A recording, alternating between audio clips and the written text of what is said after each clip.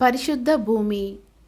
ఓడతో పాటు నోవాహు విశ్రాంతి తీసుకొనుటకు దేవుడు అతనికి ఏర్పాటు చేసిన స్థలము అరారాతు పర్వతము. అరారాతు అనగా పరిశుద్ధ భూమి అని అర్థము. అతడు పరిశుద్ధ భూమికి వచ్చు వరకు అతడు గురి లేకుండా తిరుగుచుండెను. అదే విధముగా మనము కూడా మన క్రైస్తవ జీవితమందు పరిశుద్ధ జీవితములో అడుగుపెట్టు వరకు ఎటువంటి ఉద్దేశము గాని ప్రాణముల విశ్రాంతి గాని లేకుండా సంచరించుచుందుము. నోవాహుకు వర్తించినంత వరకు అతనిని పరిశుద్ధ భూమియగు అరారాతు పర్వతమునకు తోడుకొని వచ్చు ఉద్దేశముతో భూమి మీద జలప్రళయము పంపబడెను. అదే విధముగా మనము సియోను అను పర్వతమును చేరుటకు మనకు సహాయము చేయవలెనను ఉద్దేశముతోనే ఉపద్రవములు మనకు అనుమతింపబడుచున్నవి. ఓడను దిశ త్రిప్పుటకు చుక్కాని ఉన్నట్లు కనిపించలేదు. మానవ కృషి లేక ప్రయత్నమేదియు దానిని పర్వతమునకు తీసుకొని రాలేదు.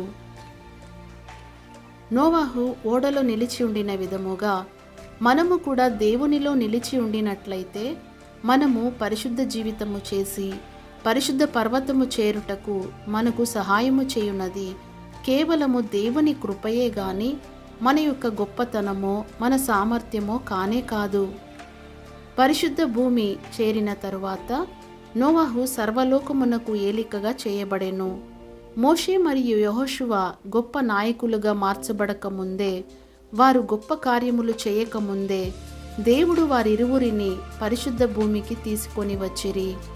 అయినను దేవుడు వారికి సెలవిచ్చే అంతవరకు మోషేయు యెహోషువయు తాము నిలువబడిన స్థలము పరిశుద్ధ భూమి అని ఎరుగకపోవుట ఆశ్చర్యకరమైన విషయమే.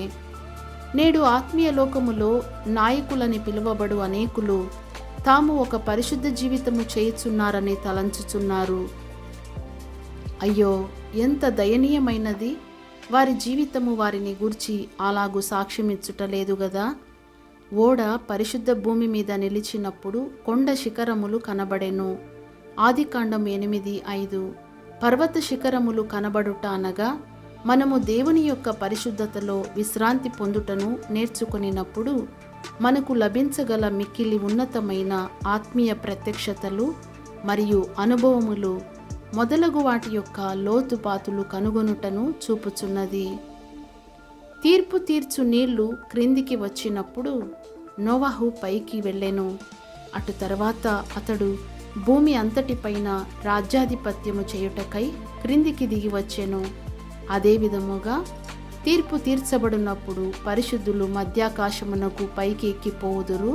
7 సంవత్సరముల శ్రమల కాలము తరువాత వారు క్రీస్తుతో పాటు 1000 సంవత్సరములు ఏలుబడి చేయుటకై భూమికి దిగి వచ్చెదరు.